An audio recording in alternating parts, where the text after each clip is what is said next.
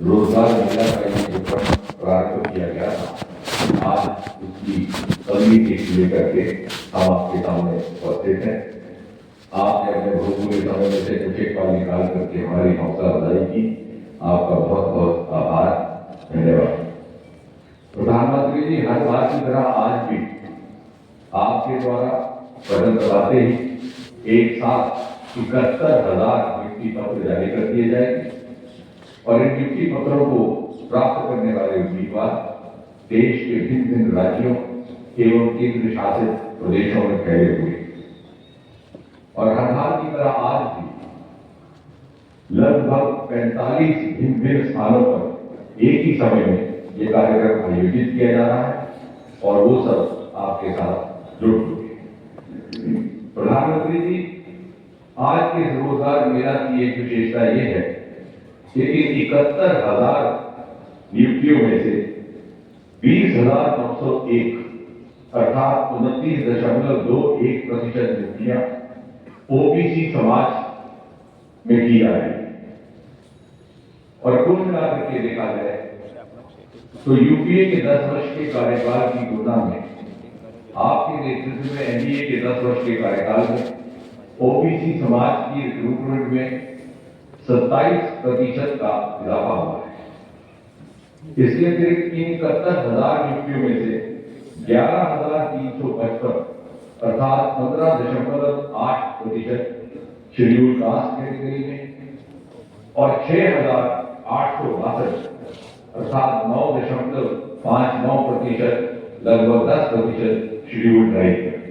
सबसे कम अपनी। इसी तरह यदि बैकलॉग वैकेंसी की बात करें जिसका ताल्लुक भी शेड्यूल कास्ट, शेड्यूल ट्राइब और ओबीसी नियुक्तियों से है, तो 2004 से 2014 तक जब यूपीए के कार्यकाल में मात्र 1,08,000 नियुक्तियां हुई थी, गत 10 वर्षों में यह संख्या 4 गुना बढ़ करके 4 लाख तक पहुंच गई।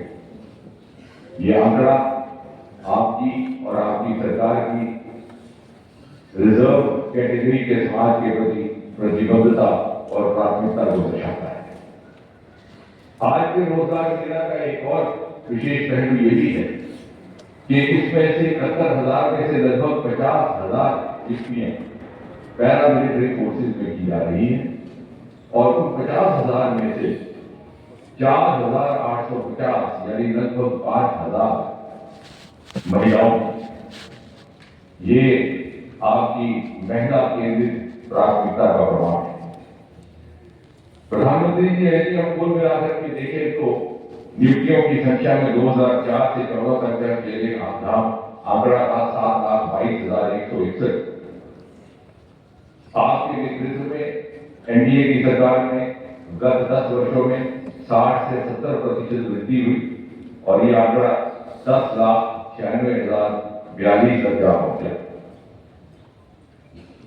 प्रधानमंत्री जी, आपने हर रोजगार मेला में इस बात पर बल दिया है कि रोजगार केवल सरकारी नौकरी तक ही सीमित है और आपने इसके अनेकों विकल्प भी उपलब्ध करवाए।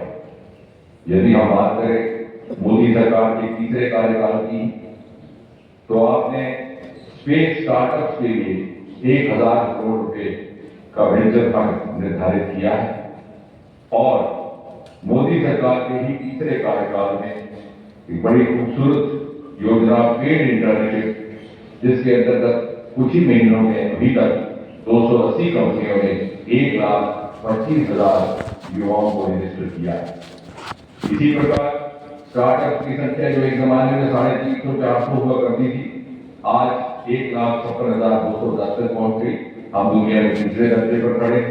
अभी रोजगार कमाने के लिए लोगों की योजना, प्रधानमंत्री मुद्रा योजना, आज 50 करोड़ 79 लाख खाते खुल चुके हैं। रेडी वालों के लिए प्रधानमंत्री स्वनिधि योजना का आंकड़ा 98,02,000 लाभार्थियों तक और एक बड़ी अद्भुत योजना आपकी कल्पना से प्रधानमंत्री विश्वकर्मा योजना, जिसके अंतर्गत एक नौजवान अपनी रिवायती हुनर और अपनी पारंपरिक व्यवसाय के द्वारा अपनी जीविका भी कमा सकता है और मुल्क की तहजीब को जिंदा रखने में अपना योगदान भी कर सकता है, आज उसके अंतर्गत 26,09,499 याचिकाएं और रजिस्ट्रेशन हो चुका है। इसी के साथ साथ आपने इंफ्रास्ट्रक्चर के प्रोजेक्ट्स को भी गति प्रदान की, जिसके परिणाम स्वरूप हजारों नौजवानों को रोजगार मिला है। यदि उदाहरण के तौर पर हाईवे कंस्ट्रक्शन को देखें तो 60% वृद्धि, मेट्रो रेल की बात करें तो जहां 2014 में केवल 248 किलोमीटर रेल पटरी हुआ करती थी, आज उसकी संख्या दूरी से भी अधिक होकर के 945 किलोमीटर तक जा पहुंची है। एयरपोर्ट जहां जो रसद थे दुगने से अधिक होकर 158।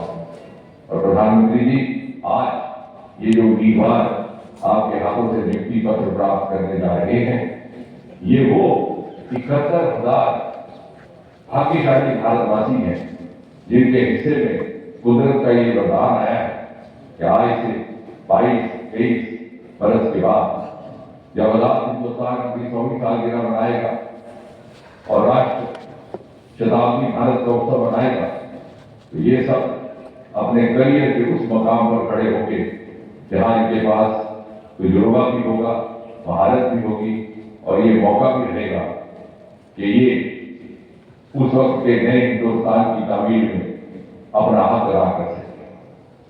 आपकी कल्पना के विकसित भारत में इनकी सकारात्मक भूमिका रहे, इसी कामना के साथ एक बार पुनः आपका धन्यवाद।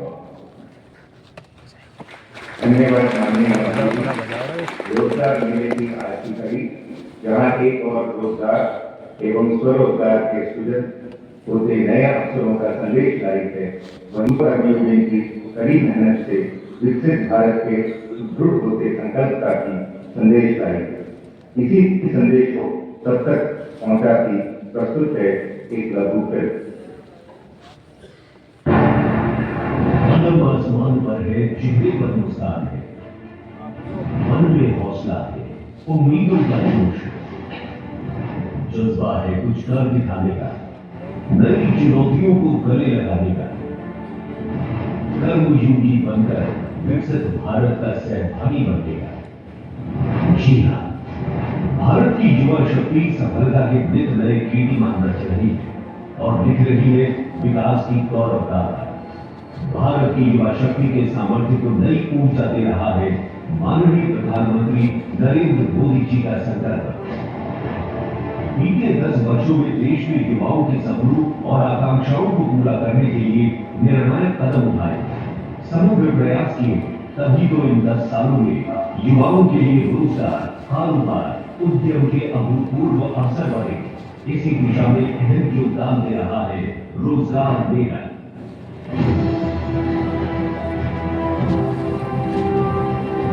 रोजगार मेला सिर्फ एक नौकरी भर देने का कार्यक्रम नहीं है, ये एक अवसर है स्थिरता का, विकास का, भविष्य को आकार देने का। रोजगार मेले से देश को सरल, पारदर्शी और निष्पक्ष प्रक्रिया से लाखों युवा कर्मयोगी मिले। साथियों, देश के लाखों युवाओं को भारत सरकार में परमानेंट सरकारी नौकरी देने का सिलसिला लगातार जारी है। रोजगार मेले के माध्यम से जहां युवाओं को राष्ट्र निर्माण में प्रमुख भूमिका निभाने का मौका मिल रहा है, वहीं दूसरी ओर सरकारी तंत्र को भी नई ऊर्जा मिली है। रोजगार मेलों के इस क्रम में आज एक बार फिर देश भर से चयनित 71,000 से अधिक युवाओं को सरकारी नौकरी के नियुक्ति पत्र सौंपे जा रहे हैं। इन युवाओं को केंद्रीय सशस्त्र पुलिस बल, डाक विभाग, स्वास्थ्य एवं परिवार कल्याण मंत्रालय, वित्त मंत्रालय और उच्चतर शिक्षा विभाग इत्यादि जैसे महत्वपूर्ण विभागों में नियुक्तियां दी जा रही हैं। नियुक्त अभ्यर्थियों को i.कर्मयोगी पोर्टल पर उपलब्ध ऑनलाइन मॉड्यूल कर्मयोगी प्रारंभ के माध्यम से प्रशिक्षित भी किया जा रहा है। प्रधानमंत्री श्री नरेंद्र मोदी जी के नेतृत्व में युवा शक्ति को राष्ट्र निर्माण से जोड़ने वाले ऐसे ही कदमों से विकसित भारत का संकल्प तेज गति से सिद्ध होगा।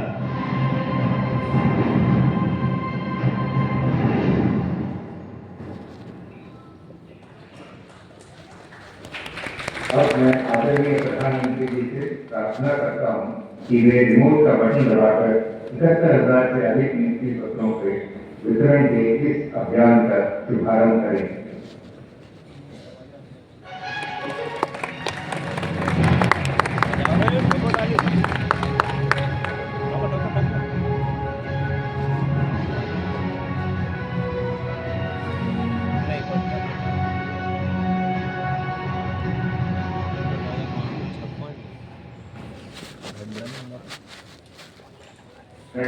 आदरणीय प्रधानमंत्री जी से निवेदन करता हूं कि रोजगार मेले के इस विशेष अवसर पर अपने आशीर्वचनों से राष्ट्र की युवा शक्ति को अनुप्रेरित करें।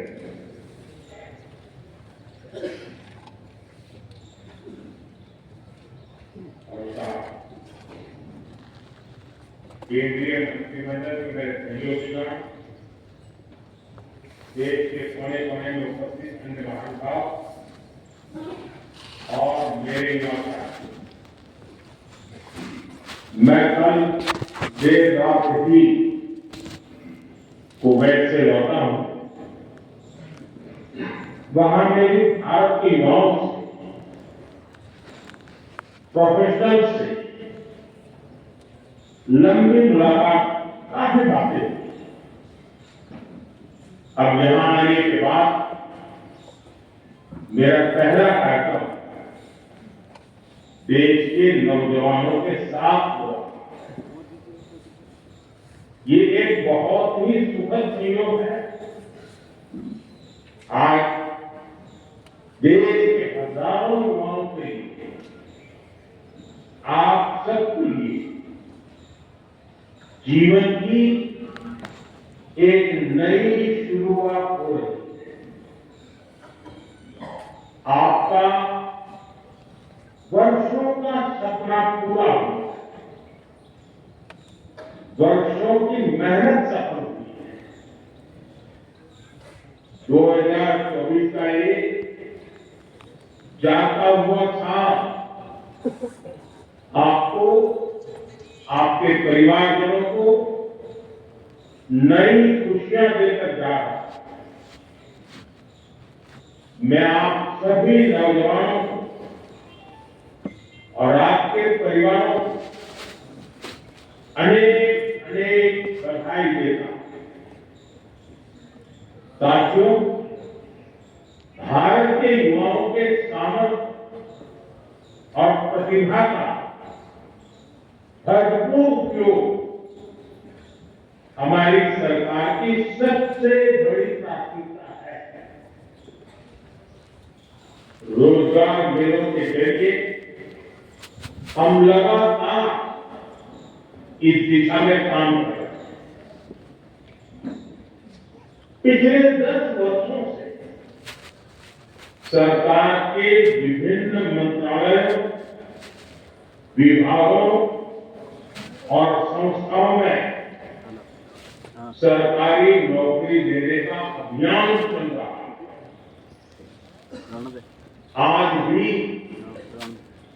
71,000 से ज्यादा युवाओं को नियुक्ति पत्र दिए गए। बीते 1-1.5 साल में लगभग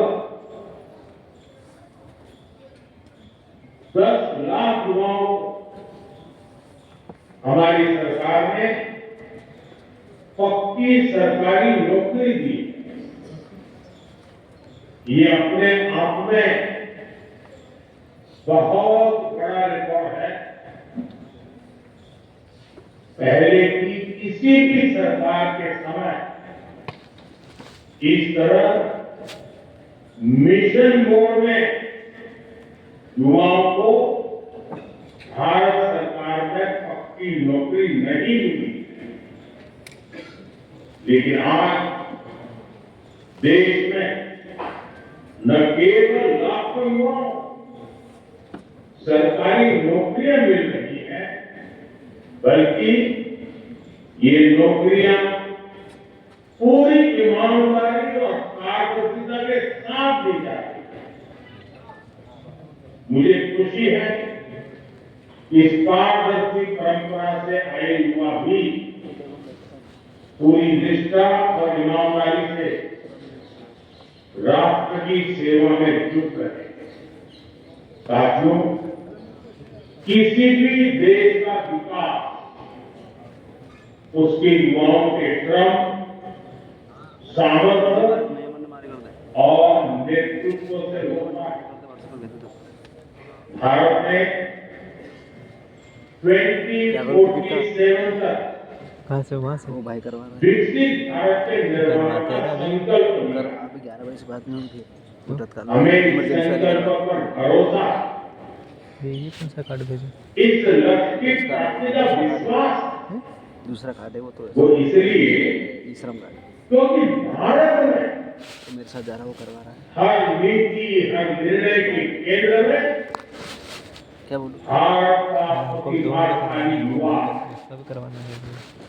आप उनको बोल दो धोखा कर दे दी। पिछले एक दशक की बुक कर लेना पॉलिसी को तत्काल में देखिए। करवा इमरजेंसी वाली में हम मेक इन इंडिया, वहाँ से भोपाल से आत्मनिर्भर भारत अभियान, startup India, stand up India, digital India, ऐसी हर योजना युवाओं को केंद्र में रखकर बनाई गई।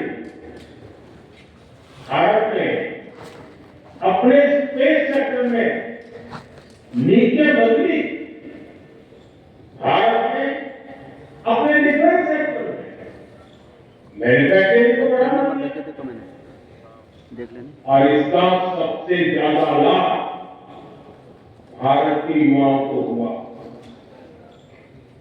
आज भारत का युवा नए आत्मविश्वास से भरा हुआ, वो हर सेक्टर में अपना परचम लहरा। आज हम दुनिया की 5th लार्जेस्ट इकोनॉमी बन गए। भारत दुनिया का तीसरा सबसे बड़ा स्टार्टअप इकोसिस्टम बन गया। आज जब एक युवा अपना स्टार्टअप शुरू करने का फैसला करता है तो उसे एक पूरा इकोसिस्टम अपने साथ सहयोग के लिए मिलता है। आज जब कोई युवा स्पोर्ट्स में कैरियर बनाने का काम करता है तो उसे ये विश्वास होता है कि वो असफल नहीं होगा। आज स्पोर्ट्स में ट्रेनिंग से लेकर टूर्नामेंट तक हर कदम पर युवाओं के लिए आधुनिक व्यवस्थाएं बन रही हैं। आज कितने ही सेक्टर्स में हम कंप्लीट ट्रांसफॉर्मेशन देखते हैं। आज भारत मोबाइल मैन्युफैक्चरिंग में दुनिया का दूसरा सबसे बड़ा देश बन चुका है। आज रिन्यूएबल एनर्जी से लेकर ऑर्गेनिक फार्मिंग तक, स्पेस सेक्टर से लेकर डिफेंस सेक्टर तक, टूरिज्म से लेकर वेलनेस तक, हर सेक्टर में अब देश नई ऊंचाइयां छू रहा, नए अवसरों का निर्माण होगा। साथियों, हमें देश को आगे बढ़ाने के लिए युवा प्रतिभा को निखारने की जरूरत होती है। ये जिम्मेदारी देश की शिक्षा व्यवस्था पर होती है। इसे नए भारत के निर्माण के लिए देश दशकों से एक आधुनिक शिक्षा व्यवस्था की जरूरत महसूस कर रहा है।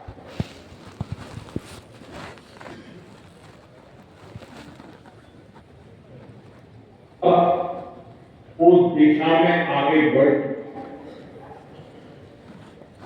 पहले पाबंदियों के कारण जो शिक्षा व्यवस्था छात्रों पर बोझ बन जाती, वो अब उन्हें ये क्या हुआ?